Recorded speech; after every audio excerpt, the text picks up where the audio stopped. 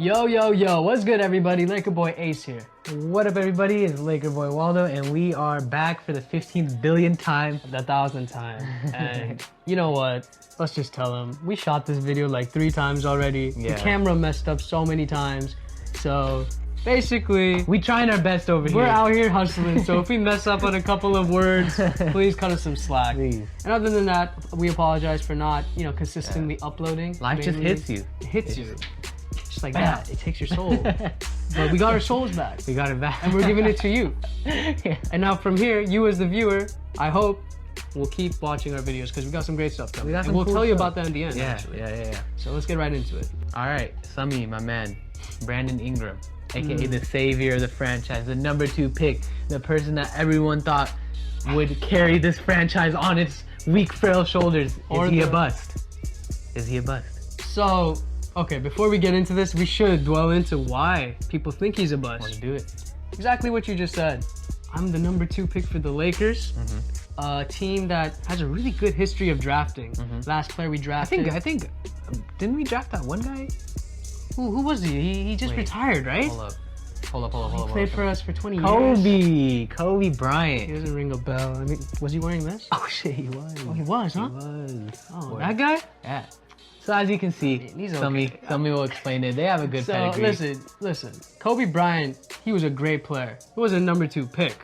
You know what I'm saying? When you get a #2 pick player, you have expectations, especially if you're the Lakers. You know, the Lakers organization just doesn't have time to develop players. We're LA. We as the fans have been seeing greatness for so long, and the last rebuilding stage was that Nick Van Exel era. You know what I'm saying? And they still performed. Right. They still did amazing. Right. So for Ingram to come into the situation is hard. Players are going to be judging him, especially off that stat line: 8 points, 4 rebounds, 2 assists. It's alarming. So let's break into basically why people are saying he's a bust. And then after that, we're going to conclude why we do not think he is a bust. All right, Sami, my man. Con #1. Boy is a skinny bone Joan. Wiz Khalifa. You see him in those skinny jeans and you're like, God freaking damn, that leg's gonna break any minute, right? Too scary. Right? Too scary. It's scary, but all due respect to B.I. B.I.? Brandon Ingram. B.I.? Yeah. But yeah, all due respect, it's gonna take some time, right? But that's one of the biggest things that people say is there would be a bust. They just don't see him adjusting to the NBA physicality, and we've seen it a lot. There'll be a lane, he'll do all this work, cross over one guy, go through a pick. He's right there, right before the layup, and he gets bodied just a little bit. No foul, just body a little bit, and he'll miss the layup. And that's frustrating. I can see how people get frustrated. If this guy can't make a layup with a little contact, how are you gonna survive in the NBA, right? Good point. So that's one of the biggest cons. But we'll talk about it later. Exactly. You know, it's gonna take some time, and we're gonna keep saying this. You're gonna have to give this guy some time, and that's one of the biggest things I feel like we should have as Lakers fans, the organization, patience. So this next con is basically that stat line you're seeing: the 8 points, the 4 rebounds, and the 2 assists. It's a numbers game. It's scary. #2 pick. Why isn't he averaging at least 14 points per game? You know, he's so big. He's KD-esque, you know? He's a baby KD.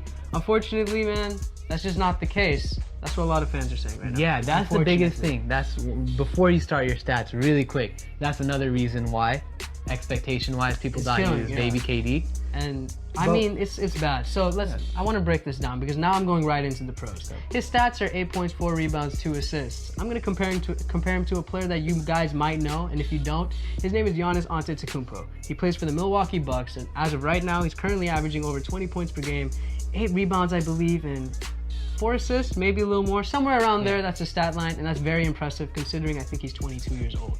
He wasn't always like this. He came into the league similar to Brandon Ingram. Both of them were very slender, small forwards, 6'9", and both of them are expected to grow a lot. And Giannis has grown. And basically, Milwaukee Bucks had the advantage of being the Bucks. They had that patience. The fan base is used to kind of being on the brink of the playoffs, not doing too well. Give him some time. And now, Giannis Antetokounmpo is amazing. So let's compare this to Brandon Ingram. Ingram is putting up the same similar stats that Giannis put up in his rookie season. Both are pretty inefficient. Both, they didn't put high numbers, But it shows a correlation between these two, that Ingram in time will get a feel for his game, because we know Ingram can play.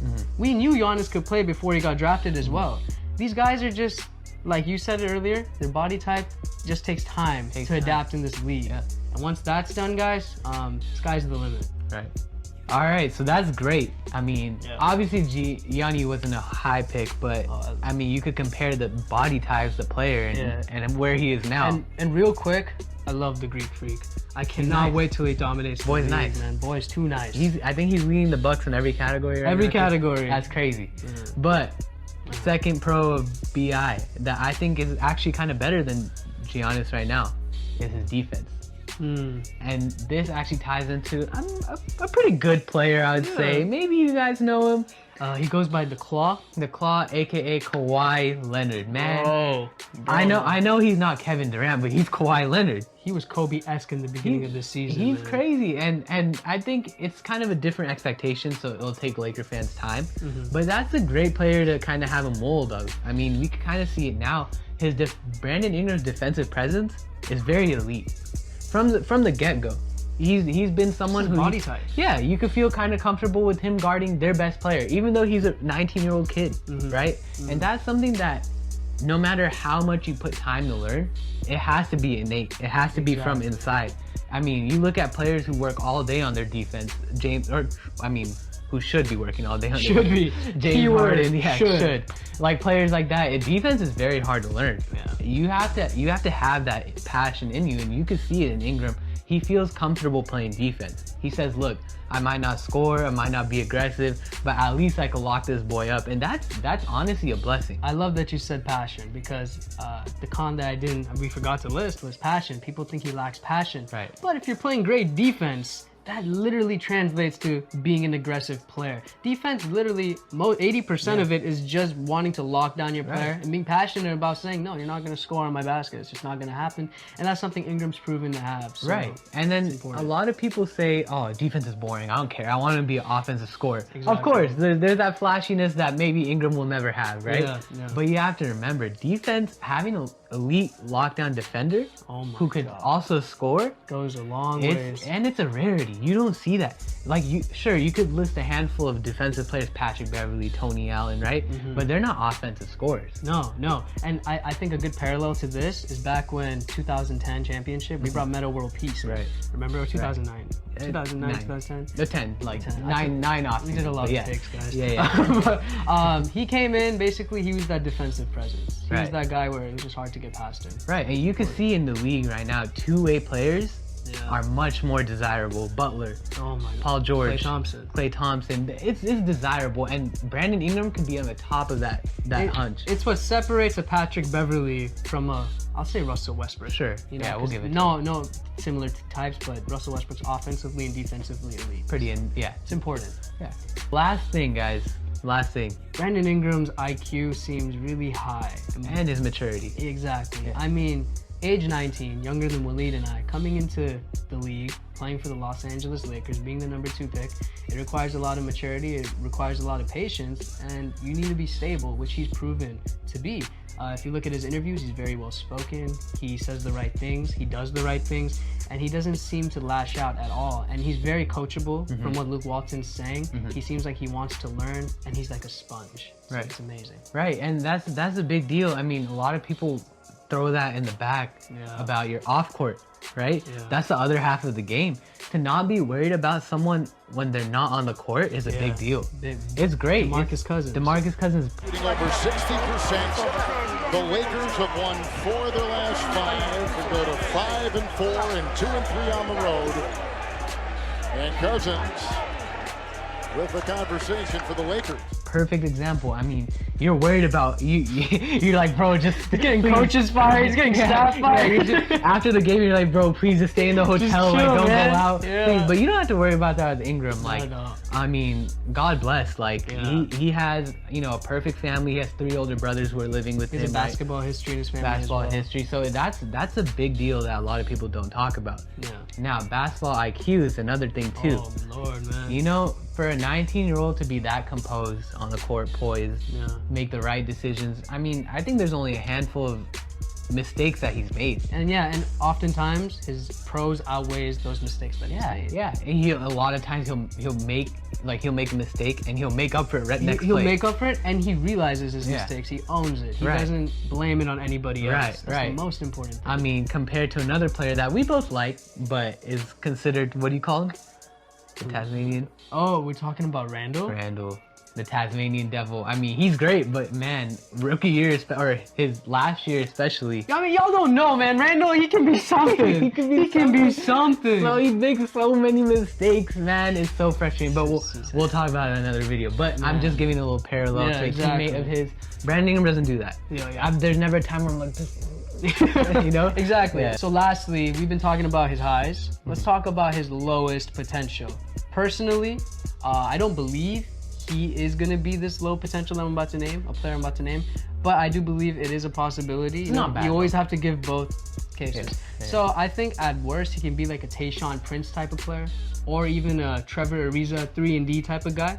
You know, a long, lengthy player that's going to be great defensively. Offensively, he may be a bit limited just because, you know, he doesn't have the strength to get past people, stuff like that. But that's always a great asset to have, especially if the Lakers want to consider packaging him in with a trade, or just having a good player off the bench that plays defense. That's what it is. It would suck, but it would suck. I'm already sounding really depressed saying this, but we don't want to just give you the glass half full, so we have to talk about being the glass half empty, you know?